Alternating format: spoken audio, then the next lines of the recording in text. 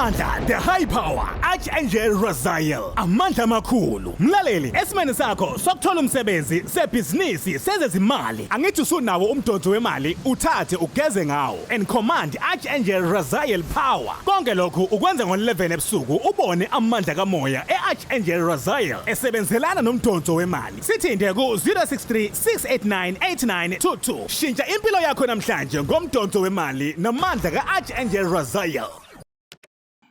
Siyabingelela ubingelelo Babu Dokotela babo wesizwe babo ujabulile lo mfana nje muhle ungathi ikhehla lomlungu umzukulu kamancingisi. Kubaleka kakhulu uthi umhloniphi ugogo owenza ukuthi ubaba wakhe afike lo mhlaba ngoba ukhona nje kungenxa kwakhe. Mina ke umancingisi usala ubaba yena ugogo yena ubani umakhubuni.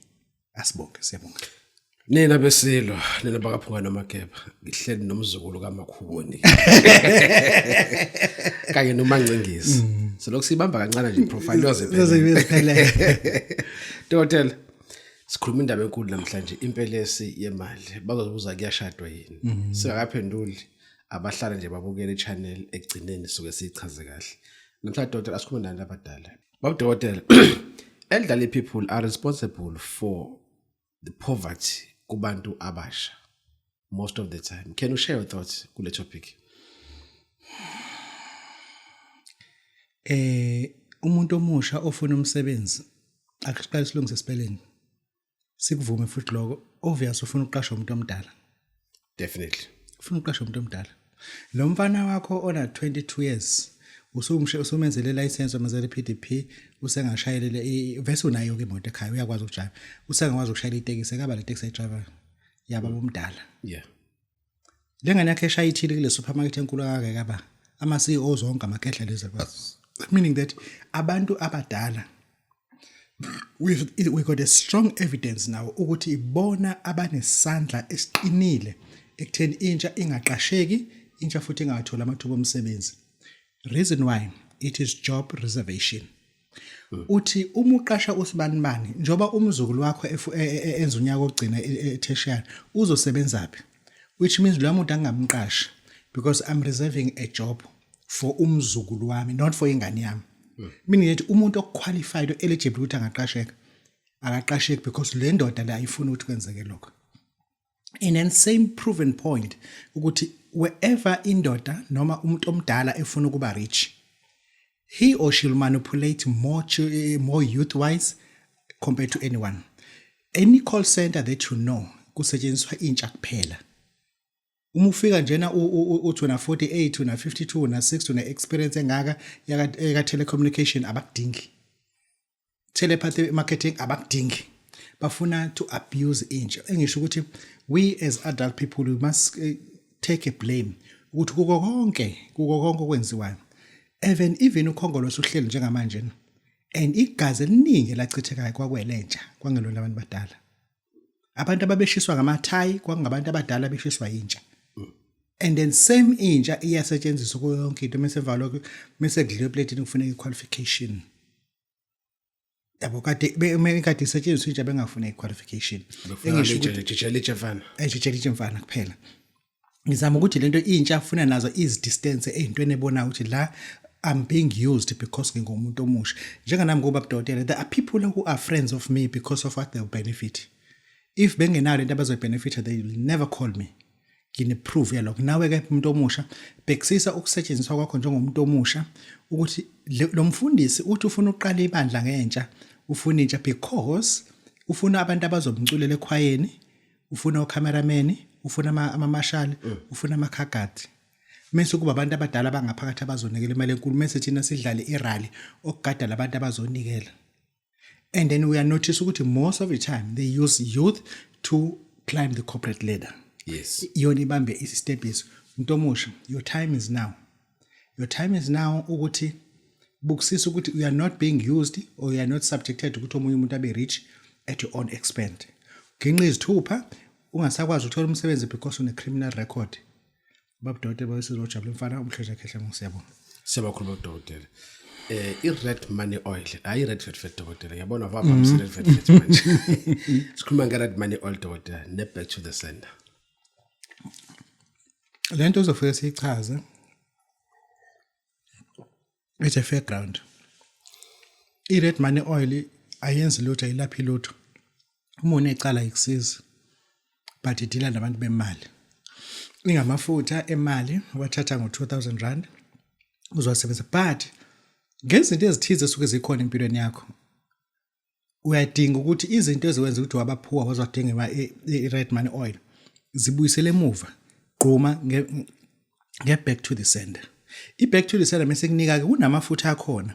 La mafutha ufike uwagcobe ebusweni wagcobe nasesifubeni amanye umusi uyagconsisela kancane kulo muthi ozogquma ngawo umusi usuyaqhuma kwazi la mafutha adriphe aconselela lo muthi ke loyo ke siubiza ukuthi i-back to the sender ibuyisela emuva noma ngabe uhlobo lesinyama noma lesichitho noma lezibopho esuke zikhona but thola into esibiza ukuthi i-back to the sender 3,000 rand mase kuzothi ke i-red money oil combination yakhona imise sihlangene iba o5,000 rand. Izinto lezi zokulungisa impilo yakho ikwazi ukuthi inhlanhla yakho yemali iphinde futhi ivuleke. Siyabonga. Babu Dokotela uyakhuza la. Uthi stop telling people about your problems. Ungahambi uneke i-dirty laundry yakho nje. Ubo wonke umuntu ukuthi uzakhala lapha kumsholozi. Yo. Uyazi ngizoyikhuluma lento kodwa abantu abaningi abayazi thina siyayazi. Lento ukuthi njengoba mina ngihlala emqashweni emakotishini awu40 and sengimile la ngase tech shop ngifuna ukubatshela ukuthi ngivalelwe lapha yana. Bazothi uvalelwe ubani? Uyindaba nga-understand mase ngoba phela uyahola next week. Futhi ngeke yena mina kuyabheda kunswemba adlule. Utshela umunye achaza istory sakhe, utshela umunye labantu labo okhuluma nabo about your problem. Labantu labo okhuluma nabo ukuthi lo mfazi wakho uyamdivorce, lo mfazi wakho wenza ukuthi, lo mfazi wakho wenza ukuthi. Literally 80% wabo bathi mshubo siyakhala uyalunga ke lo ibambe ngakho uyalunga ke lo etshethu yini uyalunga ke lo 20% they don't care, they just don't care, bazibukela nje bayibukela kuyafana nje bathi zayishuka imbodla kuyafana bathe uzumoya. Engisho ukuthi kunezinto zakho ofuna udile nazo zikhule ngaphakathi but iyeka uhamba uthi abantu bazokuzwela. No one feels sorry for anything happens to you, especially myself. Maybe mina ngifani now. Mina I know how jealous people are around me, and there is no way ukuthi ngitshela umuntu ukuthi hey ndoda yazi ayiki breakdown uyaziyo la iPorsche yami ishaya ithapho. Uthi iPorsche ishaya ithapho kumuntu ohamba ngamatekisi uzosana vala ucingo. Uzoshuta post e Facebook athi nazo-ke yena nje uyirekhodile lento lena uyayipublisha ke manje ukuthi usibani ufele imoto stranded uhamba ngePorsche kodwa wayithwenzani ngisho ukuthi ke zama ngayo yonke indlela ucabanga ukuthi kuyakusiza akukusiza. Even your parents stop anything eyenzeka ulokutshela bona. Isikhathi esiningi bathi wathi umeshiya la ekhaya eyale wethu ushiyelana isikhathi singabana ndaba bathi kuba njalo kumuntu ushiya abazali. Babu Dokotela wayesezibojabulile. Siyabonga kakhulu Dokotela. Dokotela ngifuna mhlanje ukhulume ngeqhuthe. Yazi kama thithu laba inhlamba ngoba izindoda nje ngeqhuthe ngixabana ngayo. Kodwa ke ngifuna ukukhuluma Dokotela ngendaba yokublasta neqhuthe elibovu. Ithini indaba? Ithi angiphuza udrink iqala ngeke. Kosami amadoda angabe offended ngiyandaba yeqhuthe ebhlungu. No, abona abantu beblasting abantu ekudlalwa ngabe isikhathi esiningi. Bathengiswa zonke izinto abanye bazibathengiswa izinto eziyicala.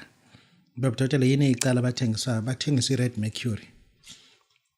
I-red mercury uma ubanjwe nayo u-treatwa under Terrorist Act in any country, not in South Africa, in any country, because the way eyingozi ngayo, because yenza izinto engekwazi ukuzisho lana kwi-camera.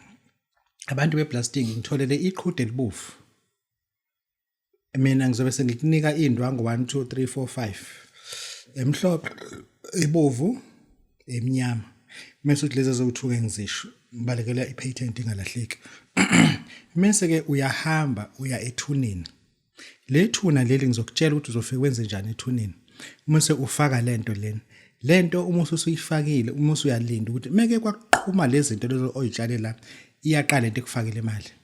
Lento ke into yokublasta ke lento ke le qhude leli mase faka la yonke into uyikhuluma naleli qhudi leli ucela kuleli qhudi leli usho ukuthi njengamanje lo muntu umevuka ufuna ukuthi lo muntu afake malini and futhi enzeni abanye bathi babudokotela mengiblasa kulungile ngithi imali ayingena ebank into kulungile phela awunanqondo vese wena ufuna imali eza kuwena noma ufuna imali ebank ibank akulona lakini line PTY Ltd ne registration number yakho yeah wena ohlanzela utho nje nakhona uma ufanga imali yakho engena reference uthi phuma bazoyibamba kuphelile sure udanke lobo baba babudokotela bawesiza ukuthi uma ufuna sikublastela thola lenkukhu le ufike la uphathe imali yokublasta ibe ucash bese ke sesiyakwenzela ke bese sesiyakwenzela la bese bablastelayo sibablastela ngephepha elibofu kusuke ku50,000 and uma ezoblastela kumuntu ufuna enziwe zonke izinto ezizodala ukuthi lento imivuka ingamhluli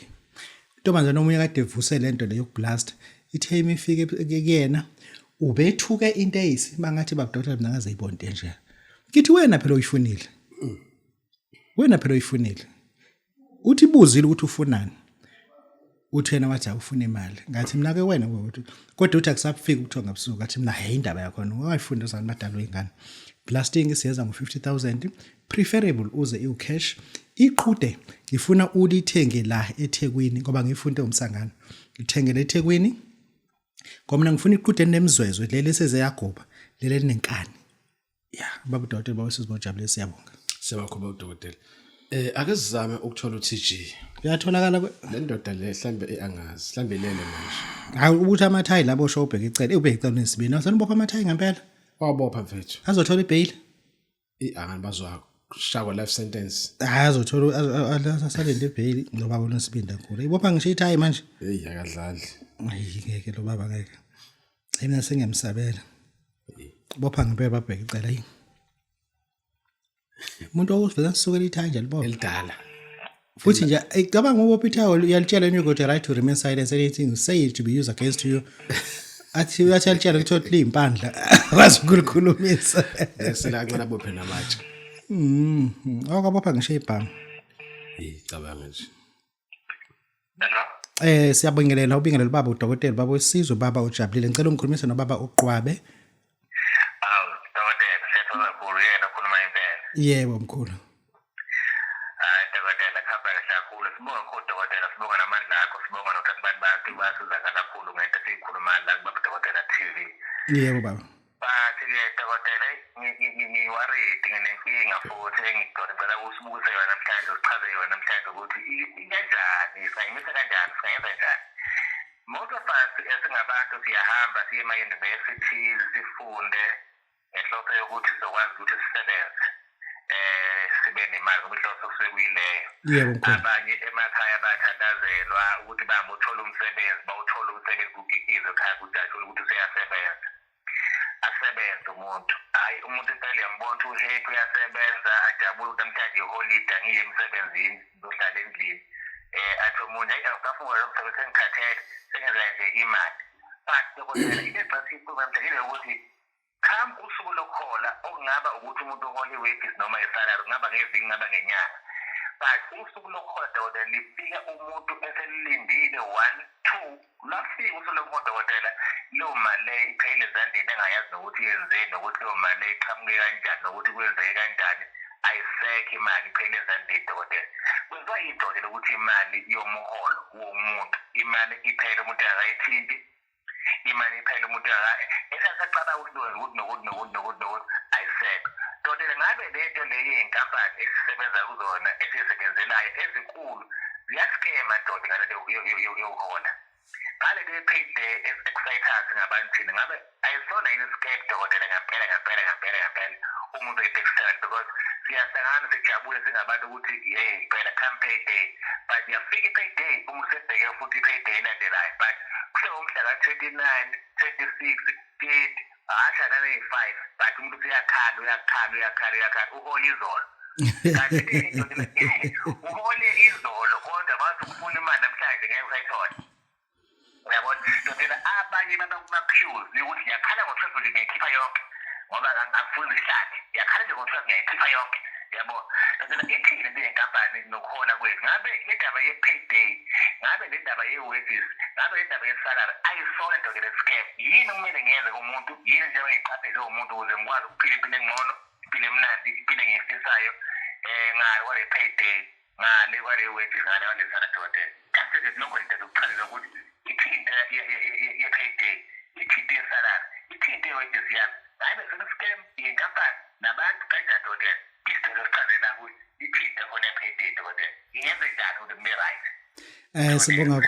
sibonga kakhulu babuqwabe siyabonga kuyiholide siyathobeka lento ebuzwa uyeyeye ibaleke kakhulu ukuthi abantu abasebenzayo it become like they're being scammed because usebenza u30 days ulinde imali ezophela ngo1 day lento lena it's embarrassing on its own because abantu abaningi ba order pizza akufika islip sepizza ukuthi ibe imalini kufika ipizza uqobo akwazi ukuthi ayidlele ngane zakhe ziyibona zisho ziyithanda noma ziyithanda ngibathi le salary lasikazi sigoduke nayo akazi sigoduke nayo yabona mesikhuluma kuthiwa sikaze sigoduke nayo le nto it's a myth on its own uhola SMS oyilindela just an SMS bank notification le SMS futhi awukwazi ukuye bank uyobuza ukuthi ngabe ngithole le message iphuma kubani bazothi iphuma ebank uthi ngisebank nje ngibuza ukuthi iphuma kubani ekhaya iclean izothi ayihambe lapha hotel bathi beke inquiries bathi inquiries bathi le SMS isendela bonke abantu mebengena lama ngibuza ukuthi isendo bani irobot isendo irobot engisho ukuthi ngempela ukusebenzela ayikho we as people have to do something about it ngempela uyifuza izovuma lento it's more like a corporate scam because they set up this planning very well ukuthi we will recruit these people and work for 5 days Monday to Friday iya on imali yabo ekseni nje iyangena imali uze emsebenzini uservice right ngomgqibelo uphuma 1 abanye abangena uyo gross ngale mali ayithole ngosonto ufuna ahamba esontweni mobe esontweni ayinele kulo emsebenzini mase ebuza ukuthi imuphi umashonisa lona ongabizwa nje kakhulu uhole ngolesihlanu umuntu usefuna ukwazi ukuthi umashonisa kodwa ongabizi kakhulu ngoba lo yana usamkweleta usakhokha inzalo kuphela kuloya futhi uyayisa loyo uyayisa ngesonto useboleka imali yokuya emsebenzini because le ayiholile ikhokhele umalume sengamkhokhelanga for 2 weeks ihambe ngokhokhela umalume versus DStv ayisadlaleka yona izosedlala ngesonto esizayo njalo uma ehola kunento eyibulk efuna imali yakhe ihambe yonke and mesephindeka kuma imashonisa lento asiyibhekeni ikhona into esingakwenzela yona umsebenzi and you are under this situation ukuthi imali yakho idiffuser ngensukwane ezimbalwa do something about it because this is not a model of style of living ukuthi uhlezi ungenamali uyindoda uphenduka ube umuntu wesilisa ayikho indoda ebroke umuntu wesilisa ubroke indoda into enemali umuntu methi indoda yami usho ukuthi ngoba unemali ukhazini ingoba enemali umzalo lo ngenamali madoda isitabani lento engenamali igay lo nemali ngisho ukuthi wazi ukuthi indoda akile nemali umuntu bethi indoda yami awudinga umshadi uthi bethi indoda akasho ukuthi umuntu wesilisa wami ngoba ayinamali le nto sho nje akuthiwa ayinamali noma ungamshadanga uzoba indoda kodwa uba indoda uba indoda uba indoda sidla nawo ice cream la e-workshop la athi bengihlene indoda yami e-workshop sidla ice cream kumnandi kanjani qeda ngithakela imagnum yabo indoda yami into enjalo Babu Dokotela bawesizibawujala ufana uhlezi ekhehlela umlungu uqelaza kuphela siyabonga Dokotela sike sabona kune shutdown eSouth Africa and kwashuba kwaboshwa amathayi qwaba amathayi aboshiwe ngabe isho ukuthini lento generally kubantu basemzansi indaba shutdown there was a march that's number 1 that was applied and a permission was granted shutdown it was instructed by a lower office of the cabinet in different party but and there was also a highest office we executive 80 march is emthethweni is constitutionally shutdown it's unconstitutional and illegal hambani niyovula amabhizinisi enu ngizokhipha amasosha Ngizokhipha amaphoyisa, your business will be safe, you'll be protected. Partco buses, buyelani emgaqweni. Trust me, with my force on the ground. Yeah. You'll be protected. Children, go to work. Yazi ubani usho njalo, children go to work. Umbalula. Fikile embalule. Children go to work. And parents must go to school. icabinet enalabo abantu ababopha amathayi Yeah. ilento iyasibuza ukuthi kwenzekani ngoba lento into esingayibhekanga thina itiming yayo yale shutdown sisalelwe 18 less than 18 months siye ku-election. If sikwazi ukuthi kube khona iqembu esingalivotelanga likwazi ukuthatha i-decision elalelwa iSouth Africa yonke, mhlawumbe wena bungekho endlini, mhlawumbe ubu-admithiwe. Yeah. Augustine belingekho ibhano ebelilenda iKing Shark, mhlawumbe likhona ngakini. Awukho umkhumbo ubuDoka out. Mina ngihlala semtateni ke. Yeah. Kunama truck thina adlula, ayikho i-truck ebidlula emtateni. Ebheya ayikho i-truck ebiDoka in yothulula. Ngeqembu elilodwa. Lela qembu elilodwa more likely lisitshele ukuthi azivotele bani. Because selithembiwe useyalala ngoba first time mekuzoba uNew kuzoba uChristmas kuzoba uDecember 16 ugesi load shedding mhlezo uhamba. First time mekuzoba khona leya march kuthi bayekwazi ukuyisuspend load shedding okutshengisa ukuthi load shedding is something of choice. Ngoba befuna ukumasha nabo. Babona ukuthi asike simancane lento asike samsona imasha yaba nathi yasikhathaza. Abantu abenza load shedding akho overtime abayitholayo.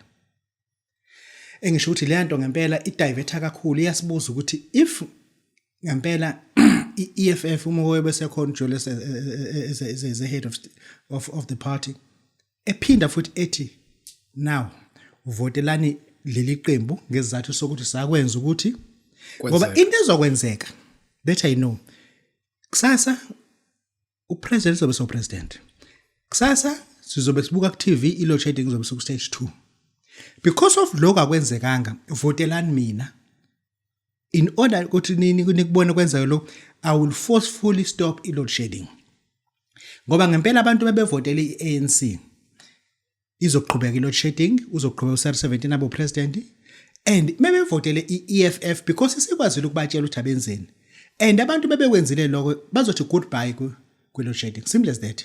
Yeah. Bazothi goodbye kumbuso wezalukwazi namakhehla. Simple formula. Yes. Engazi ukuthi lelo qembu but bazothi goodbye umbuso wezalukwazi namakhehla ezingenasizo lutho sine NYDA engasiza umuntu ngasekhaya. Mhlawumbe wena wazi mina ngasekhaya mina la ngihlala khona. Mina ngihlala eMjondolo mina. Ayikazi size umuntu ngasekhaya sidayisa ama fried la all chicken dust asikaze siassesswe ukuthi izizathu ukuthi udayisa chicken dust yini. Akaze nje kwenziwe assessment. Kodwa sinabantu abagunda abantu for iminyaka akaze abantu babekelwe even ama structures labazogundela khona abantu mhlambe bethe benzelwe into esibiza ukuthi ivetting ugesi. Yes. Abantu abenza ama high salon akuyona into bayikhokhela ugesi lento le. Akuyona into ngabayikhokhela ugesi. iNYDA ifuna lento ngabe izindleko zagesi bazi consumer bona. Kodwa lokho akwenzeki. Nanso ke umehluko manje siyawubona sekukhona umuntu okwazi ukusitshela siyenze into yakhe. Ngingene ngoField Street. Kazoqhamukela ngase Teachers Center ngikhuphuka ngithi indawo ebivuliwe bekuyindawo edayisa amapizza engayazi igama la kuthiwa yini. Yona kuphela ebivulile. Victoria Embankment wehla uthi ayikho indawo ebivulile ngaphandle kwesitolo sePakistan ekade lilahla udoti nalo. Bewuthaka nje. Belivule iroller dog ngalikhipha nalo udoti. Isona kuphela bezivulile. Ngizama ukubheka ukuthi ngempela if ukuthi iEFF izophinda isitshela ukuthi azivotele bani because ngoba science imarch ngomhla ka20 ilo shedding isaqhubeka. If ukuthi ngempela ndifuna usiqede this is what we have to do. Asilalele. And then funa siphinde kubhekisiswe kahle lento ukuthi lento ayisideleni lapho more likely ukuthi kuzokwenzeka. Siyabonga. Siyabonga kakhulu Babu Dokotela. Truly speaking, your boss will never like you to be better. Beside driving his truck.